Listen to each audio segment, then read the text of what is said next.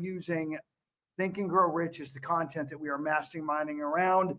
And chapter, I think it's 6, don't know the number, on imagination and the power of imagination. Guys, this is something that we were so good at when we were youngsters. We nailed imagination. We could dream anything, and the adults around us asked us to dream and dream big. And yet, as we've gotten older, it's a muscle that we have let get lax. We've kind of stopped imagining, maybe not dreaming as the author writes about, but really taking the time to imagine and think about the possibilities. And of course, there were 2 types in here that you guys are going to talk about. Lots of things that were key. And I am looking at Nafritha. Are you in or out today? So she's away. So Julianne, I'm going to ask you to facilitate this morning. I had a slight change of plans, not by me, and I have a delivery person here that was supposed to come tomorrow. Welcome to Puerto Rico. Things change. So if you would please, the recording's going, the room is your guys, facilitate the conversation. I will absolutely be back. I just need to check on things. You okay for doing that for me, Julianne? All right, let's make magic happen. All right. All right, so imagination, the workshop of the mind, the 5th step to riches. Who's got something they want to contribute? What is imagination? What is it to you? To me, it is the ability to think about something that is not currently in existence and create it within my mind. The stuff I used to get spankings for when I didn't pay attention in class. But now it's the stuff that I'm attempting to move my dreams on. And basically, it's wild because, when I was young, that daydreaming, that ADHD, gives me a different perspective than than many people. But through this book, I'm looking to really hone that to a different level. But that's just me. What do y'all say? I think ADD and ADHD are they're a label. I don't know. I probably have it if I believed in it. I'm not sure I believe in it, so I don't know if I could have it. But to speak to what you were saying before that, client, and what Russ and Julianne both said, in my book, this is on page 116, but it's after. I'll read the chapter before it too. Desire is only a thought, an impulse. It's nebulous and ephemeral. It is abstract and of no value until it has been transformed into its physical counterpart. While the synthetic imagination is the one which will be used most frequently in the process of transforming impulsive desire into money, you must keep in mind the fact that you may face circumstances and situations which demand the use of creative imagination as well. This is this next little paragraph really stuck out to me. Your imaginative faculty may have become weak through inaction. It can be revived and made alert through use. This faculty does not die, though it may become quiescent through a lack of use. I had to look that up. There's a couple other words in the reading of this chapter, even up until this point, that I need to look up. And I think that's awesome because expanding the language expands our thought. That's a great use of that synthetic imagination. But I think this this concept of quiescent or quiescence is exactly what was lost from us being powerful imaginators, imaginings as youngsters, and got spanked out of us by parents, school, life, whatever. Like you were talking about client, and I empower you to use your creative imagination and wake that thing back up. Nice. So what quiescent, what is that? What do you remember what that means? Do you want to share that with us?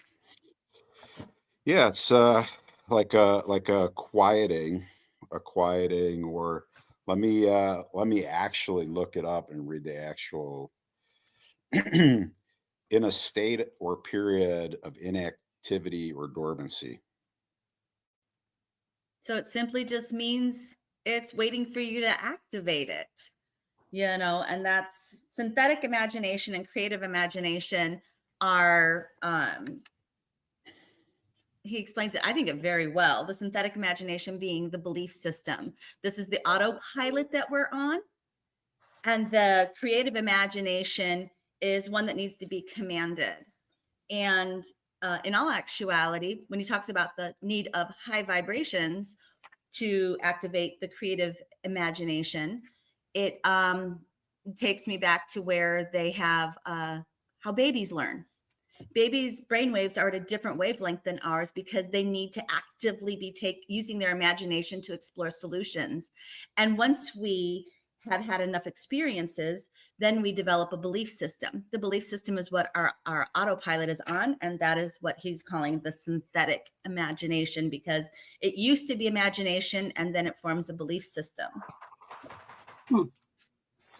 Alicia. So, if I understood it correctly as I was reading, I actually thought when he introduced synthetic and creative imagination that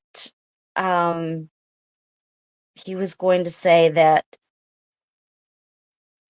plans and our game plan and things that we create from our imagination to help these desires come to be. I thought he was going to say that was creative imagination. And so I was shocked when he went into the definitions and it was synthetic. Yeah. On page 99, he said these plans must be formed with the aid of the imagination and mainly with the synthetic faculty. So yeah, I was just shocked that I thought when I began that section, two forms of imagination, I just automatically, when he introduced synthetic and creative, I just knew that creative was going to be the one that makes all the plans go. I didn't know it was going to be synthetic. Well, if you think about that now, the making the plans go, going at that forward action, the synthetic imagination is on autopilot. That's our operating system. That's how we are programmed. And the creative imagination is the playful part. We have to now, as adults who are constantly operating in the real world and our beta wavelength of our minds, we have to actually take time out to stimulate ourselves, to figure out a way to get to the high vibrations, which he mentions shortly after that paragraph when he's introducing the two concepts of the two types of imagination, where he says you have to, the faculty functions of creative imagination, this faculty functions only when the conscious mind is vibrating at an exceedingly rapid rate. As for example, when the conscious mind is stimulated through the emotion of strong desire. We know when we really super want something, we somehow find a way to get it because we're constantly thinking about it.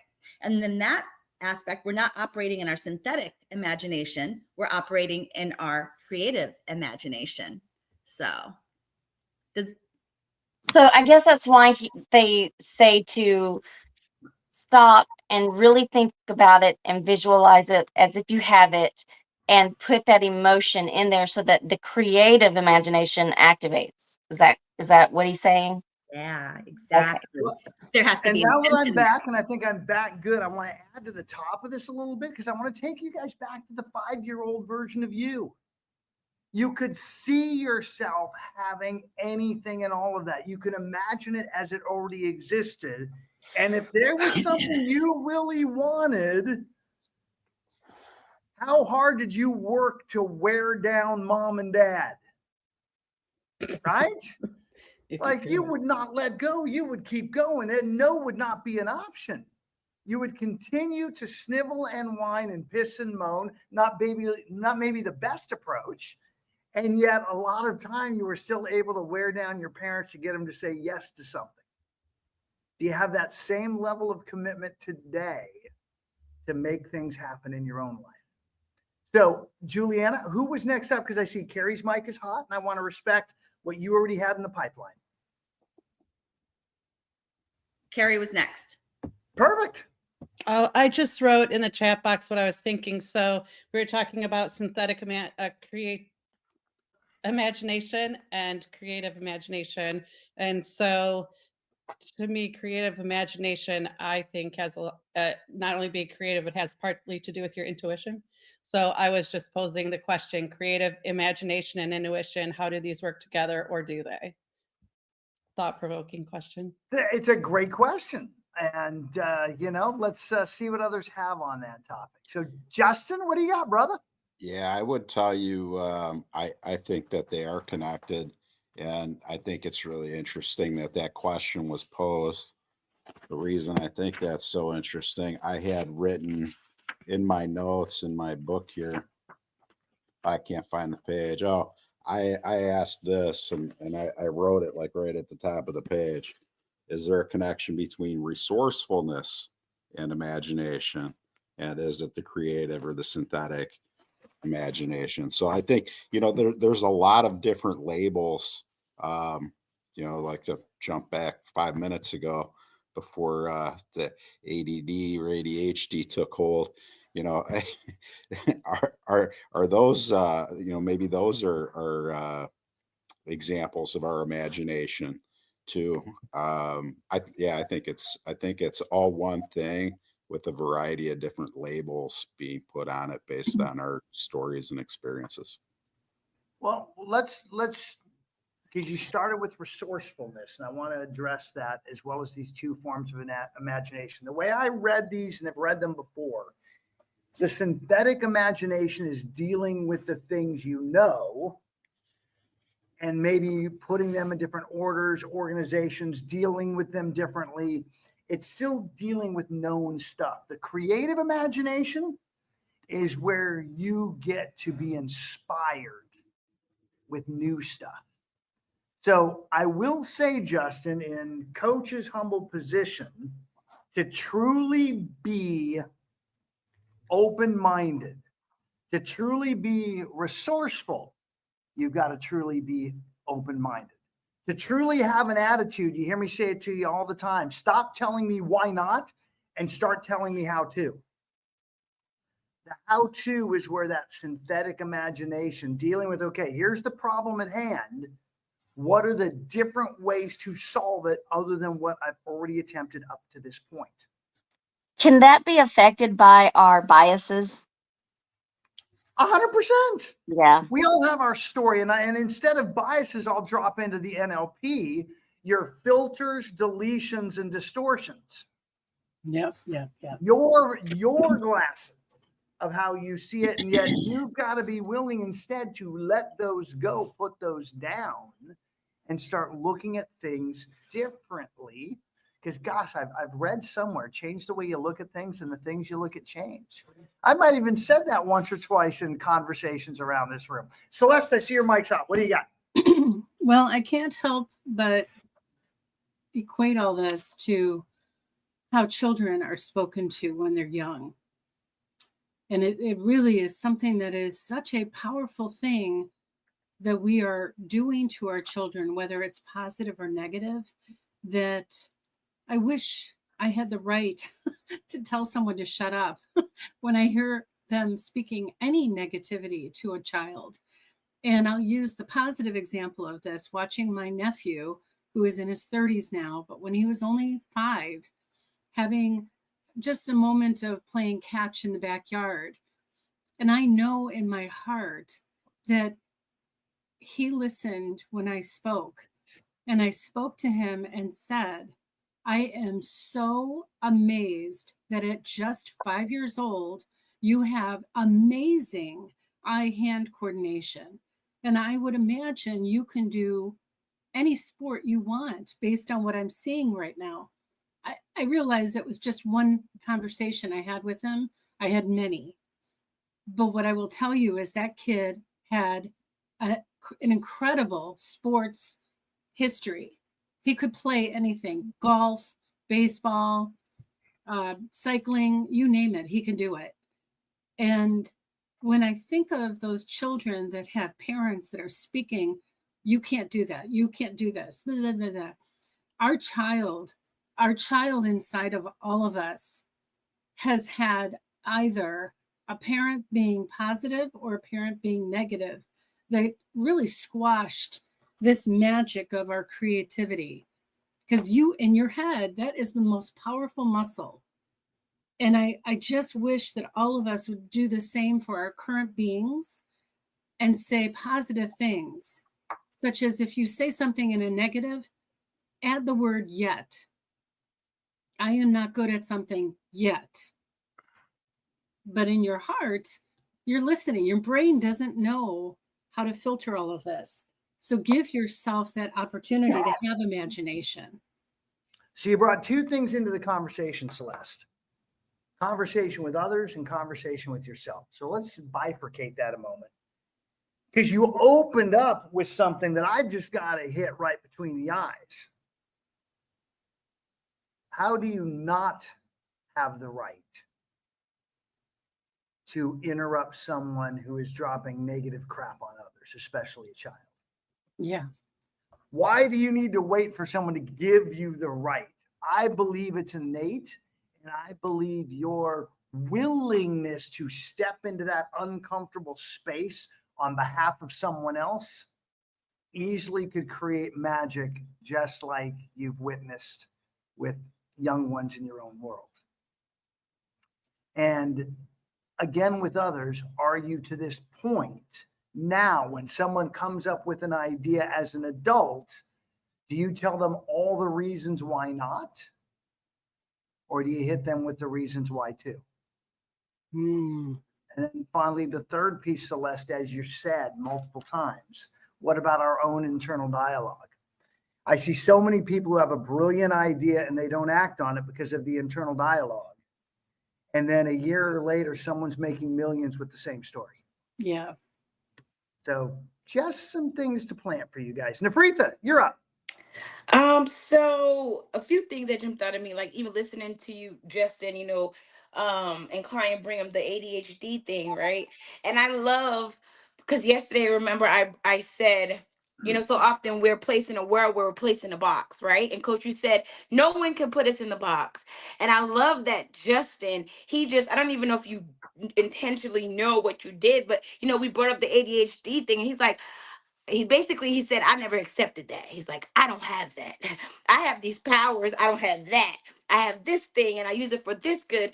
But quickly he's like, and I love that, because we are only what we accept. Like, like whatever that thing we create for ourselves, that's what we are, not what people say, right? And so we hear that so often. So I just wanted to say thank you, Justin, for that, right? Because I'm learning every day to change the conversation with myself. And that was an example of how we can be intentional, or because we're doing it or hearing it so much, we probably don't even realize that we're doing it. So I thought that was great. But what I wanted to bring in here was the very first page. It says, it has been said that we can create anything that we can imagine. And as I listen to you guys talk about, the way we were as a child, or how children are today, and I thought of that, right? There is nothing that you can tell a child in their mind, right? They can do anything. They can fly. Like, I'm sure we all had a a child, dressed up with a cape and ready to go jump off the roof. And if you don't stop them, like, they're really gonna go jump off the roof. And there's nothing you can tell them to convince them that they cannot fly. And so as I hear you guys talking about that, I'm like, Dad, how can I tap back into that and put that into the now, where I'm living in this space, this imagination space, where nothing anyone says can penetrate my thoughts. And then I looked at it's a different page for everyone, but it's 107 for me. It says, long before midnight, I had finished writing the sermon. I went to bed and slept with a feeling of confidence, for I could see myself already in possession of the $1 million. And this was the guy that was trying to raise the $1 million to start an educational space for people to actually learn how to apply the things that they were learning, right? But he had already known he was going to get it. Like he said, I could see myself already in possession. And that made me think of that homework that we had to do, right? We're writing that thing, what is that thing we want? And part of it is in there that says, I can now see it in my possession. I can feel it and I can use it as I see fit. And I thought that was so magical that he went to sleep with that burning desire where he knew one way or another, I'm gonna get that $1 million, right? And then the last piece of it was what we always talk about was application. How do we apply this? And so the things that I wrote in my notebook is we can create anything we imagine, which was the very first page, right? And then about that imagination on my page 99, it says the story will be complete only when one has mastered, assimilated, and begun to make use of all the principles. So that told me that this is not get rich quick scheme. There is no shortcuts. Like what I've noticed in this book consistently is if you think you're going to take the shortcut, you're not going to get there. If you think you're going to only apply this piece and not put this piece with that piece, you're not going to get what you want. And then on the other page, on page 74 in the prior chapter 4, it says it as well. It says here, if you choose to follow some of the instructions but neglect or refuse to follow others, you will fail. To get satisfactory results, you must follow all instructions in a spirit of faith. So, what I wrote here was do the work, right? And I had a brief conversation with Coach Russ, and it's all about doing the work. Everything else doesn't matter if we don't do the work, right? My mind always like, wait, you don't got this together. Oh, don't you need that? What about this? Well, you forgot this. And I'm like, wait a minute, I can't even do that until I do all these things. But he reminded me, it's like, no, forget about everything else and just do the work. And the work was step one. That's the thing about this. This plan is there to follow linear. So I think on this shortcut, you're not going to shortcut the plan. Yet the plan is going to shortcut the traditional way to get there. This isn't about getting, quote, rich. This truly is about getting wealthy in all aspects of your life. Of course, Think and Grow Rich had a snappier title versus Think, Get Your Ass in Gear, and Develop Lifetime Wealth. A little more cumbersome of a title, yet 100% accurate for what you've got to do with this stuff. All right. What else you guys have? Coach, I'll jump in here just to reinforce what everyone's saying on my page 96 says, your subconscious mind recognizes and acts upon only thoughts which have been well mixed with emotion or feeling. So I love that as well, because we just sometimes think and then don't have that, like it's that feeling, is that burning desire underneath it. And that's why as well we ask a lot of people, like, I want a certain amount of money. But then it's like, well, why? What's the burning desire underneath it? Is it the freedom? Is it a car? Is it a vacation? Whatever it is. And that's the vision board. And that's the whole enchilada of why we're doing this. What blows my mind, I want to just lastly say, is when this was written in the 30s, I believe, they're talking about the subconscious mind and everything that, like, people just recently in the last decade or so, and listen, my experience, have been more in tune with. And it's like just mind boggling that this guy's talking about it in this at this time. So just wanted to add that to the group. Well, appreciate that, and you've jogged my memory. I keep getting ideas for videos from you guys, and I love it. And after November, when this goes away, I'm going to be doing some serious recording for you guys and creating content. The one I want to bring about though, because you said this, Caesar, is that energy, that enthusiasm, that desire. We all know that the universe, as he said in here, is made up of matter and energy both. And energy, think of it as just vibrations. And we can go through your emotional states, and the higher vibration, the more powerful, the more successful. Know that passion is the highest vibration. Are you really passionate about making these things happen? You get to that level of desire, of commitment, of all in, that you are just on fire for it, and there is nothing in the universe that can stop you. Julianne, the floor is yours. Okay, so what is amazing in here is that, like Caesar was mentioning, that this was like so long ago, almost 100 years ago. And the author talks about the past 50 years, we've grown more than in all of history. And of course, if he would have, he was alive for a while through to see little man land on the moon and all that, his next 50 years were just insane, the growth, and it continues to grow exponentially. But to focus on the topic of imagination, he talks about what would you do if you had $1 million? This is an exercise to stimulate your imagination, because the person who's in their synthetic imagination, or that's identified as current day, the belief system that we have been programmed into. If you had $1 million, which is nothing now, so let's go ahead and say you won the Mega Millions or something. Okay, you do a large amount of money. How would you spend that? Most people, when they put their list together, are going to sit there and talk about pay my mortgage, pay my bills, pay off my credit. That's not using your imagination. That's operating out of your synthetic imagination, not your creative imagination. Once you've paid your bills, now you're kicking in that creative imagination. Let yourself be playful. I literally have a document one night that I said, if I won the Powerball and it was $347 million, how would I be accountable for that money? How would I contribute that money? I had starting up charter schools. Just creating all the fun stuff, creating a film production company, I had so much fun creating that list, and it was 4 pages long. So I would encourage that as an exercise, not only to build the dream, but to stimulate that creative juices. So Alicia, Caesar, I saw you both go mic hot. Speak your piece, and let's close this room out. I just want to quickly say that. Alicia first, and Caesar, I'm coming to you because that's you already came in. Alicia, go. Okay, so on 109, getting rid of biases, what I was talking about earlier, it says, if you are one of those who believe that hard work and honesty alone will bring riches, perish the thought. It is not true. Riches, when they come in huge quantities, are never the result of hard work.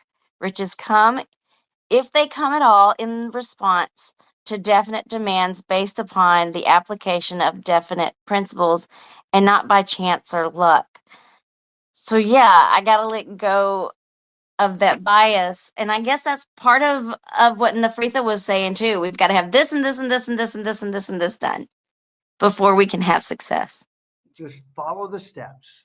Follow the steps. And obviously this mindset is number one. 90% of your success is between the ears. 10% is skill set. Caesar, finish us off. I just want to say, Julianne, and Coach Russ, you could probably detail this better.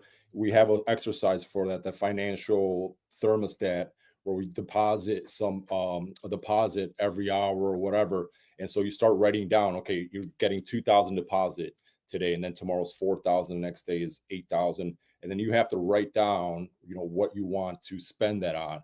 And usually people get stuck on a level, and it's an amazing thing. And that's why it's a great exercise to continue to explore higher items and things you want to spend on yourself, because people have a difficulty spending on themselves. So that's it just sparked my memory from obviously a bunch of times that Coach Russ has done it. Exercise. Can you share that with us, for those of us that is shifting our mindset on Monday?